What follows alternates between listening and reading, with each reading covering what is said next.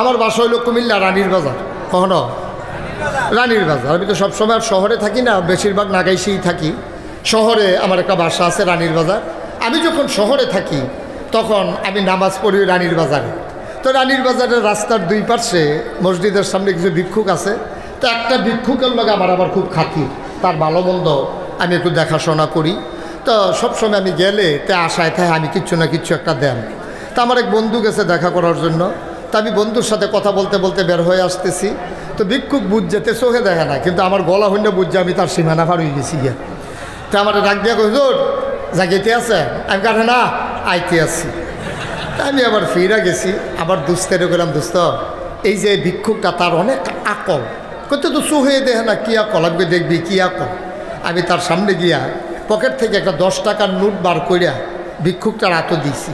দিয়া সেটা কইলাম, আজকে আমার মন্ডাওয়ালা আমার দুস্থ আইছে, তোর রাজ্য একটা 100 টাকা নোট দিলাম।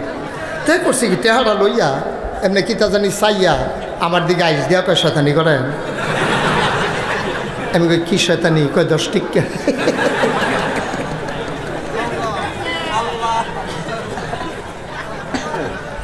আমার চোখে পানি চলে আসছে।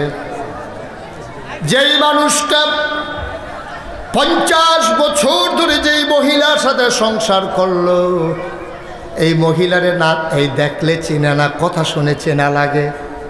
যেই মানুষটা জন্ম দিয়েছে সন্তান, ছেলে মেয়ে দেখলে চিনে না, কথা শুনলে চিনতে পারে। মুসলমান, এটার নাম হইল আকল। যে আকল কাজে লাগাইছে সেই পরিপূর্ণ ইমানদার হতে পেরেছে। যে আকল থাকার পরেও কাজে লাগায় নাই, উলাইকা কাল আনআম বাল হুম আদাল, এটা জানোয়ারের মতো। আল্লাহ পায় না বাল হুম আদাল, এটা জানোয়ারের চাইতে আরো খারাপ, ঠিক কিনা? এই চালাকি করে, তোমার চালাকি করতে কইছি, বন্ধ করতে কইছি। মারহাবা কয় না? নবীজি যখন চলে গেছে রাতের বেলা, এক সাহাবা, ওনার নাম ছিল আব্দুর রহমান ইবনে আউফ। সবাই মুখস্থ করে ফেলবেন, কি নাম? আব্দুর রহমান ইবনে আউফ। আচ্ছা, আব্দুর রহমানে মনে হয় সবটা পারতেন না, এটা লম্বা নাম তো। আব্দুর রহমান তো উনি গেছে নবীজির দরজায় সকালবেলা গিয়া কয়, ইয়া সালাতু আসসালামু আলাইকা ইয়া রাসূলুল্লাহ। ভেতর থেকে একবেলা বাড়ি হইয়া কয়, কারে বিচারেন? কয় নবীজি। কয় নবীজি নাই। কয় কই গেছে? কয় রাত্রে চলে গেছে, আমাদেরকে বলে নাই। সুবহানাল্লাহ বলবেন না? লোকটা পাগল হয়ে গেল। প্রতিদিন সকালবেলা নবীর একটা নজর দেখতাম, একটা নজর নবীরে দেখতাম। এই নবী কই? তিনি দৌড়ে দৌড়ে ঘরের ভেতরে ঢুকলেন। বিবিকে বললেন, ও বিবি, একটা পটলার ভিতরে কিছু কাপড় দিয়ে দাও, শুকনা খাবার দিয়ে দাও, কিছু টাকা দিয়ে দাও। ও বিবি, আমারে বিরক্ত করো না, তাড়াতাড়ি করো। সব কিছু দিয়ে দেওয়া হলো। বিবি ডাক দেয়া কয়, কই যান? কয় যে এই মক্কায় নবী নাই, এই মক্কায় আব্দুর রহমান আর থাকবে না। বাড়ির মায়া ছেড়ে দিলেন, ব্যবসার মায়া ছেড়ে দিলেন। মক্কার অন্যতম একটা ধনী মানুষ ছিলেন তিনি। সব মায়া ত্যাগ করে তিনি যখন বের হয়ে গেলেন, চলে যাবেন মদিনায়, মক্কার কাফেরেরা সীমান্ত চৌকি বসিয়েছে, কোনো মুসলমান যেন মক্কা ছেড়ে মদিনায় যেতে না পারে। ওই যুবকেরা বসে আছে আমাদের বিজিবি ক্যাম্পের মতো, জায়গায় জায়গায় মহল্লায় মহল্লায় ক্যাম্প। আব্দুর রহমান ইবনে আউফ যখন বের হতে চাইলেন, মক্কার যুবক ছেলেরা ডাক দেয়া কয়, কই যান? উনি মিথ্যা বলেন নাই, উনি সত্য বলে ফেললেন, যেই মক্কায় নবী নাই আমি থাকবো না, আমি চলে যাব মদিনায়।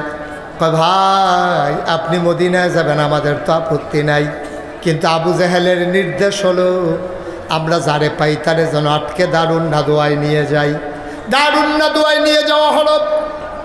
আবু জেহেল ডাক দেয়া, আব্দুর রহমান, তুমি এই সমাজের গণ্যমান্য একটা ব্যক্তি, তুমি ব্যবসা করো, টাকা পয়সা কামাই করো, সজ্জন মানুষ, ভালো মানুষ, ভদ্র মানুষ, তুমি সুন্দর মানুষ। আব্দুর রহমান ইবনে আউফ একটা পাঞ্জাবি একবার গায়ে দিলে আবার দ্বিতীয়বার ধোয়ার আগে গায়ে দিতেন না। বলেন সুবহানাল্লাহ। তিনি এত দামি পারফিউম ব্যবহার করতেন, এত দামি আতর তিনি ব্যবহার করতেন। দূর দিয়া হেঁটে গেলে মানুষ বুঝতো আব্দুর রহমান ভাই হেঁটে যায়। আবু জেহেল ডাক দিয়ে, আপনি কি মদিনায় চলে যাবেন? হ্যাঁ ভাই, আমি মদিনায় চলে যেতে চাই। আমার বাড়ি ঘর জায়গা জমি সব তোমরা ভোগ করো, আমারে যেতে দাও। তাই যাবেন, আপত্তি নাই। আপনার গায়ের পাঞ্জাবিটা কার টাকায় কিনা? মক্কার টাকায় না মদিনার টাকায়? কয়টা তো মক্কার টাকায় কিনা। কয় মক্কার টাকার পাঞ্জাবি গায়ে দিয়ে তো মদিনায় যাওয়া যাবে না, খুলেন পাঞ্জাবি। উনি পাঞ্জাবি খুলে ফেললেন। কয় বডি চেক করো, দেখো টাকা পয়সা আছে নাকি। পটলার ভিতরে টাকা ছিল, টাকাগুলো রেখে দেওয়া হলো। আবু জেহেল ডাক দেয়া কয়, আব্দুর রহমান, পরনের লুঙ্গিটা কোন টাকায় কেনা? কয় লুঙ্গিটাও তো মক্কার টাকায় কেনা। কয় মদিনা যাবেন, আপত্তি নাই, মক্কার টাকায় কেনা লুঙ্গি পরে মদিনায় চলে যাওয়া যাবে না। তিনি বুঝলেন তাকে চরমভাবে অপমানিত করা হবে। তিনি কাঁদতে কাঁদতে মাথা নিচু করে ঘরে চলে গেলেন। তিনি ঘুমাইতে যান, ঘুমাইতে পারেন না, খাইতে চায়, খাইতে পারে না। মনে হয় গলার ভিতরে একটা কাটার মতো আটকে আছে।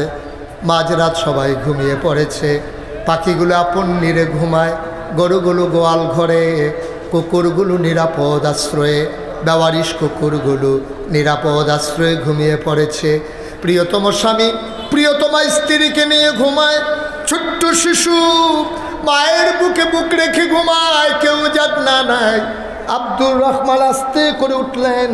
তিনি উঠার পরে আস্তে করে তিনি হাঁটা শুরু করলেন। তিনি দেখলেন যুবকেরা সব ঘুমিয়ে পড়েছে। তিনি সীমান্ত ক্রস করলেন, বর্ডার ক্রস করলেন। তিনি লুকিয়ে রইলেন একটা গুহার ভিতরে। তিনি রাতের বেলা ওই চাঁদের আলোতে হাঁটতেন। সারাটা দিন কাফেরদের চোখ ফাঁকি দেওয়ার জন্য গুহার আড়ালে লুকিয়ে থাকতেন। বলো সুবহানাল্লাহ। বাংলাদেশের অন্যতম একটি হক দরবার, যে দরবারটির নাম দৌলতপুর দরবার শরীফ, ৬৭তম বার্ষিক ইসালে সওয়াব মাহফিল উপলক্ষে আজ ২রা ফেব্রুয়ারি, রোজ জুমাবার, বরকতময় দিন শেষে অন্ধকারের চাদর যখন পৃথিবী ঢেকে দিয়েছে, জানান দিয়েছে রাত হয়ে গেছে। ক্লান্ত পরিশ্রান্ত অবসন্ন এ পিঠ যখন বিছানা চায়, দু চোখ যখন ঘুম চায়, দেহ যখন আরাম চায়, সব কিছু হারাম করে দিয়ে সুজলা সুফলা সোনার বাংলাদেশের এ অজপাড়াগাঁয়ের নিবৃত তুপল্লিতে জেনে আমাদেরকে আসার বসার কিছু কথা শোনার সুযোগ করে দিলেন।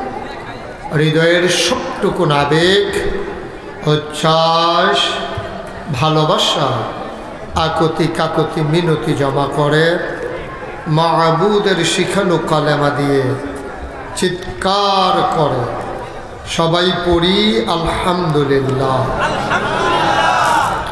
জনাব সাহেবে সদর আলা হজরত পীর সাহেব কিবলা,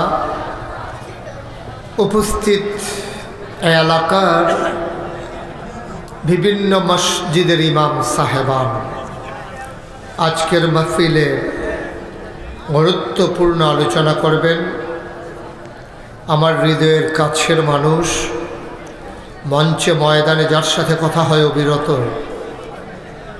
শ্রদ্ধাভাজন ব্যক্তিত্ব, বাংলাদেশে দ্বীনের পথে ঝান্ডাবাহী মশালবাহী এক বীর পুরুষ জনাব ডক্টর এনায়েতুল্লাহ আব্বাসী সাহেব। আরও অনেক ওলামায়ে কেরাম, রাজনৈতিক নেতৃবৃন্দ উপস্থিত থাকবেন। দরবারের হজরত পীর সাহেব কিবলাগণ, উপস্থিত এই এলাকার দিনদার আশিকিন মুহিব্বিন, মুরব্বিয়ানে আযম, কলিজার টুকরা যুবকেরা, পর্দার আড়ালের মা ও বোনেরা, সবার প্রতি আমার আবারও আন্তরিক সশ্রদ্ধ সালাম। আসসালামু আলাইকুম ওয়া রাহমাতুল্লাহি ওয়া বারাকাতুহু। আল্লাহর খাস মেহেরবানি, গত রাতেও বৃষ্টির মাঝে বানসারামপুর মাহফিল করেছি। অনেক বৃষ্টি ছিল। আমি প্রাণ ভরে দোয়া করছিলাম আল্লাহ যেন আল্লাহর এই অলির প্রতিষ্ঠিত মাহফিলকে হেফাজত করেন। আল্লাহ এখন পর্যন্ত হেফাজত করে রেখেছেন এবং আমরা সবাই মিলে দোয়া করি আল্লাহ যেন আখেরি মোনাজাত পর্যন্ত অনুকূল আবহাওয়া দিয়ে আমাদের এই মাহফিলকে সুন্দর করে শেষ করার তৌফিক দান করেন। সবাই পড়ি আমিন।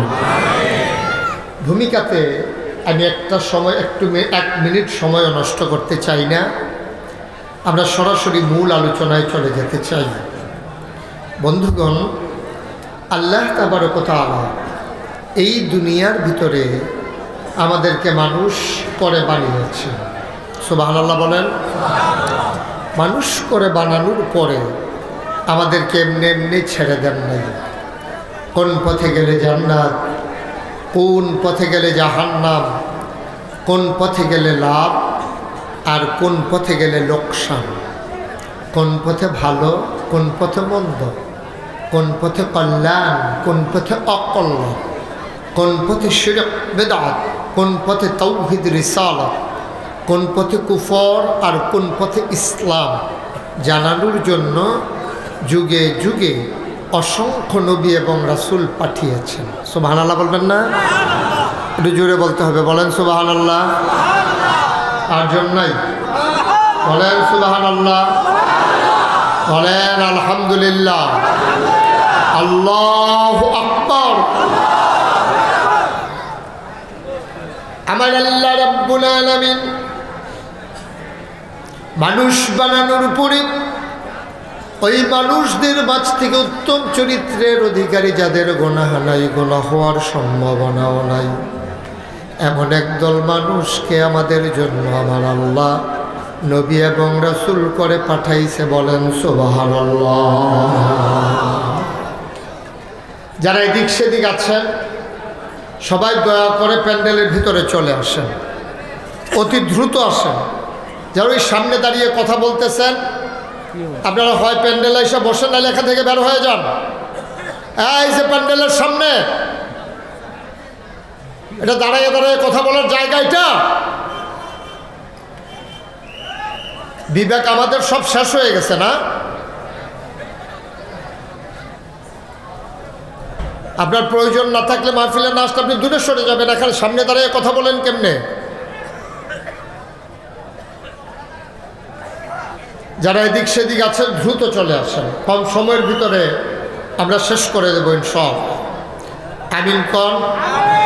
জুড়ে, আরো জুড়ে। যেই কথাটুকু বলছিলাম, অসংখ্য নবী এবং রাসূল আল্লাহ পাঠিয়েছেন। এক একজন নবীকে এক একটা স্পেশাল কোয়ালিটি, এক একটা নিয়ামত, শরীয়তের ভাষায় যাকে বলে মুআজিজা, আল্লাহ দান করেছেন। সুবহানাল্লাহ বলবেন না? এমন একজন নবী নাই যাদেরকে স্পেশাল কোয়ালিটি দেন নাই।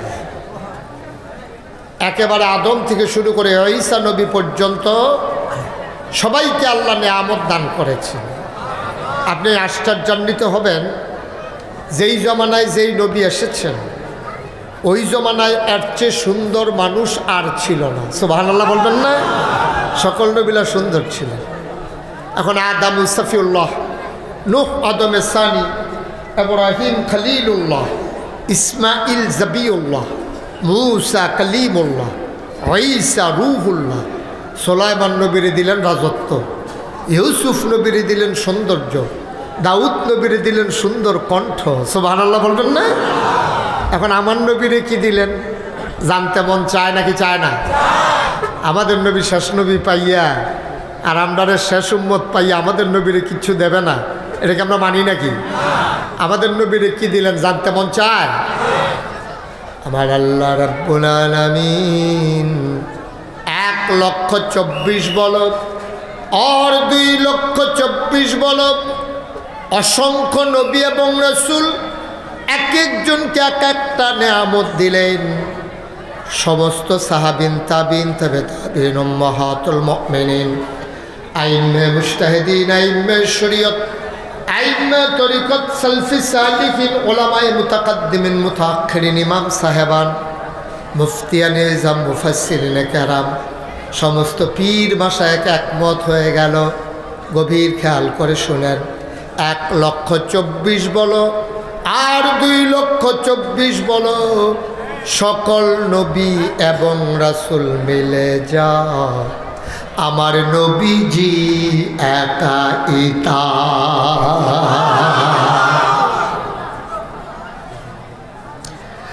মূসা নবী আঙ্গুল দিয়ে ইশারা করেছেন, নীল নদীর ভিতরে 12টা রাস্তা বের হয়ে গেল।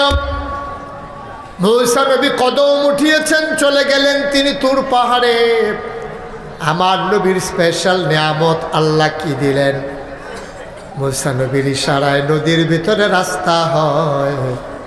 আর আমার নবী যখন আকাশের দিকে ইশারা করে, আকাশের চাঁদ 2 টুকরা হয়ে যায়। বলো সুবহানাল্লাহ। মূসা নবী কদম উঠাইলে তুর পাহাড়ে যায়। আর আমার নবী যখন কদম উঠায়, আমার নবী কদম উঠানোর সাথে সাথে আরশ মহল্লায় চলে যায়।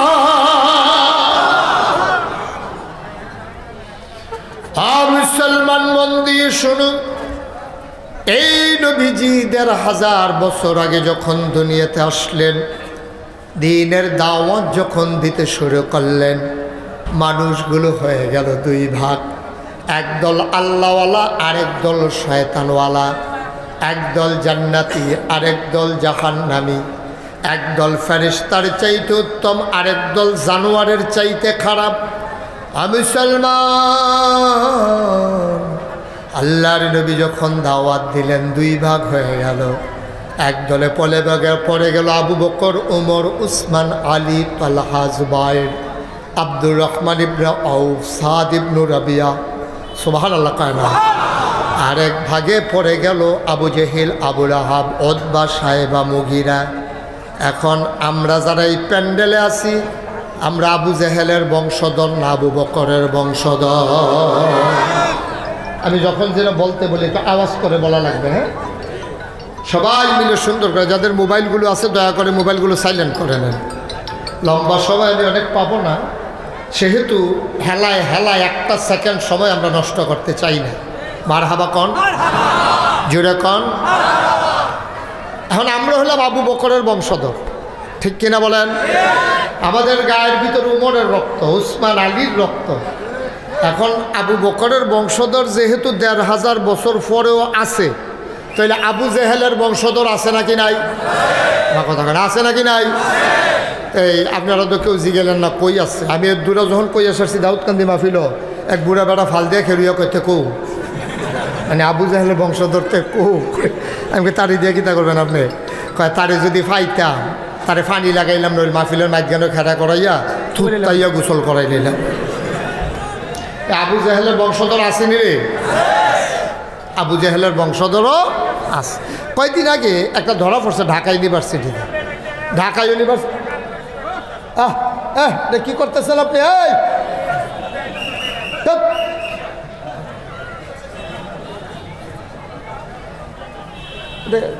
এত জোরে কথা কয় এত কাছে আমিন কর।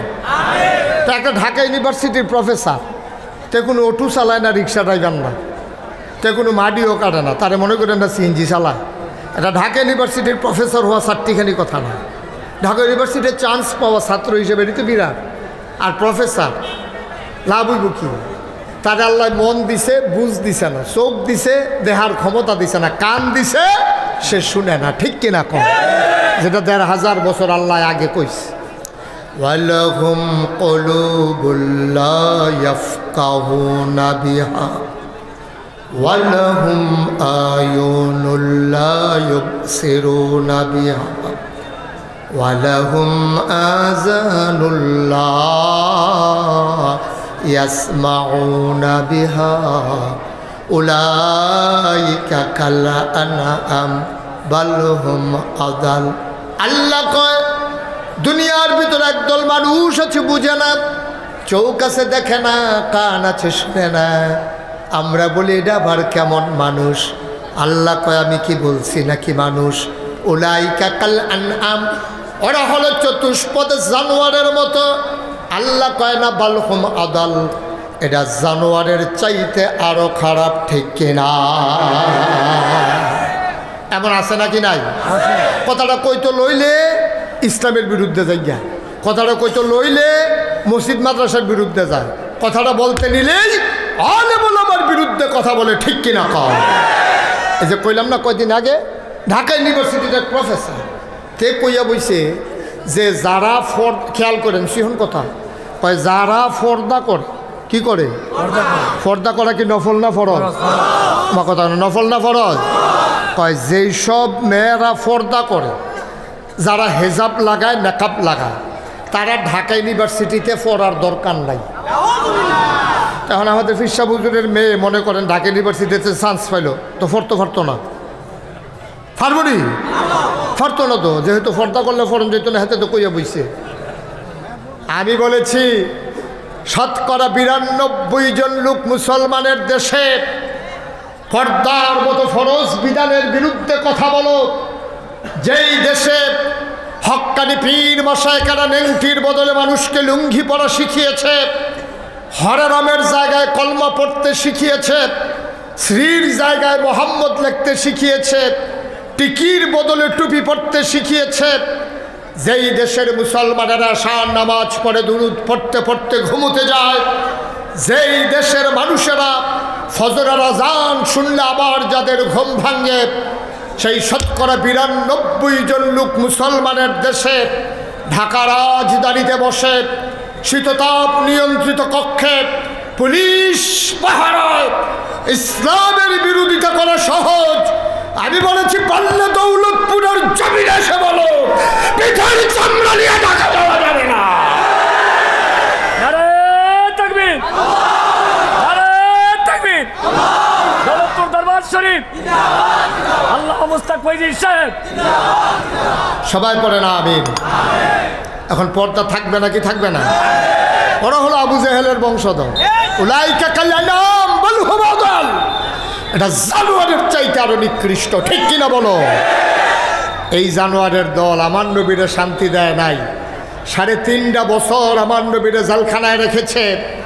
আমার নবীরে জেলখানার ভিতরে আইন করেছে, বাংলাদেশে এখন আইন আছে, আপনি যদি আত্মীয় স্বজন টাকা দেন, ওই জেলখানার মানুষটা ইচ্ছে করলে বাইরে থেকে জিনিসপত্র কিনা নিয়া সে ব্যবহার করতে পারবে। কিন্তু তৎকালীন দারুন নাদওয়ায় আবু জেহেল আবুল আহাব সিদ্ধান্ত নিয়েছিল, মোহাম্মদকে যেই জেলখানায় দেওয়া হয়েছে, কোনো মানুষ মোহাম্মদের কাছে কোনো মালসামানও বিক্রি করতে পারবে না। নাউজুবিল্লাহ বলবেন না? সেদিন নবীর সাথে যারা ছিল তারা খাবারের বদলে গাছের পাতা খেয়েছে, ছাগলের লাদার মতো তাদের পায়খানা হয়ে গেছে। নাউজুবিল্লাহ বলবেন না?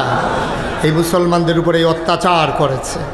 এই নবীজি যখন 1500 বছর আগে দীর্ঘ 13 বছর মক্কায় দ্বীনের দাওয়াত দিলেন, কয় বছর? কথা না, কয় বছর? 13টা বছর মক্কায় দ্বীনের দাওয়াত দিছে, কিন্তু তারপরেও নবী থাকতে পারলেন না মক্কায়। কারণ তারা আকলকে তো কাজে লাগাইতে পারে নাই, তারা নবীরে চিনে নাই।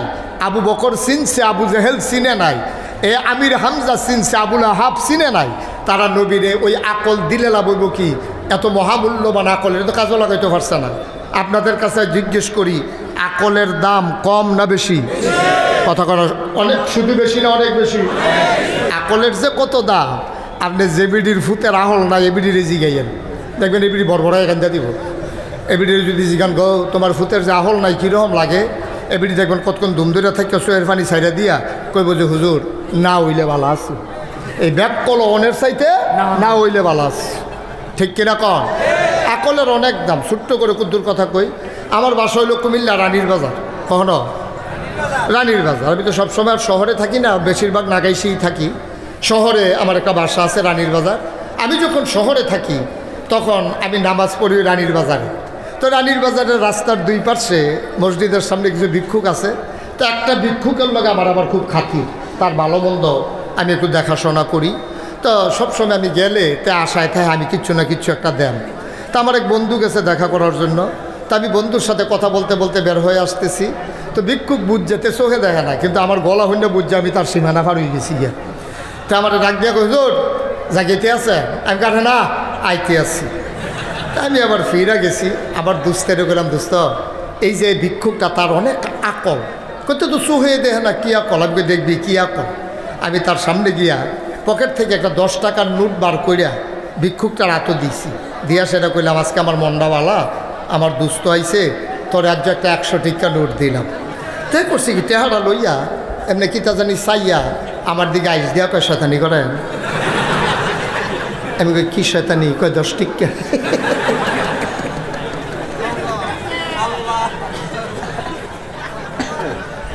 আমার চোখে পানি চলে আসছে। যেই মানুষটা 50 বছর ধরে যেই মহিলার সাথে সংসার করলো, এই মহিলারে না এই দেখলে চিনে না, কথা শুনে চেনা লাগে। যেই মানুষটা জন্ম দিয়েছে সন্তান, ছেলে মেয়ে দেখলে চিনে না, কথা শুনলে চিনতে পারে। মুসলমান, এটার নাম হইল আকল। যে আকল কাজে লাগাইছে সেই পরিপূর্ণ ইমানদার হতে পেরেছে। যে আকল থাকার পরেও কাজে লাগায় নাই, উলাইকা কাল আনআম বাল হুম আদাল। এটা জানোয়ারের মতো, আল্লাহ কয় না বাল হুম আদাল, এটা জানোয়ারের চাইতে আরো খারাপ, ঠিক কিনা? ১,৫০০ বছর আগে আল্লাহর নবী যখন দ্বীনের দাওয়াত দিতে শুরু করলেন, তখন ওরা অতিষ্ঠ হয়ে গেল, পাগল হয়ে গেল। সবাই মিলে নবীর বিরোধিতা শুরু করলো। গভীর মনোযোগ খেয়াল করে শোনেন। নবীর জন্ম মক্কায়, নবীর শৈশব মক্কায়, নবীর কৈশোর মক্কায়, নবীর তারুণ্য মক্কায়, নবীর যৌবন মক্কায়, বিয়ে করলেন মক্কায়, মেয়ে বিয়ে দিলেন মক্কায়, সমাজ করলেন মক্কায়, ব্যবসা করলেন মক্কায়। আমার নবী থাকতে পারলেন না মক্কায়, চলে যাওয়া লাগলো মদিনায়, ঠিক কিনা?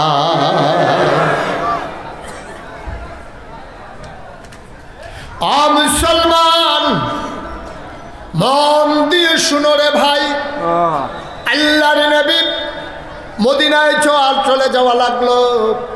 উত্তম চরিত্রের অধিকারী নবী মরুভূমির মাঝ দিয়ে যখন তিনি হাঁটতেন, অবাক বিস্ময়ে মানুষগুলো তাকিয়ে দেখতেন। ভয়ে মানুষ রোদে যায় না, মাথা ফেটে যাবে, মগজ টকবক করে ফুটতে থাকবে, এত প্রচণ্ড গরম। মনে হয় ধানটা দিলে খই হয়ে যাবে, চালটা দিলে মুড়ি হয়ে যাবে। এই নবী মরুভূমির উপর দিয়ে হেঁটে যায়, রোদের কোনো পরোয়া নাই।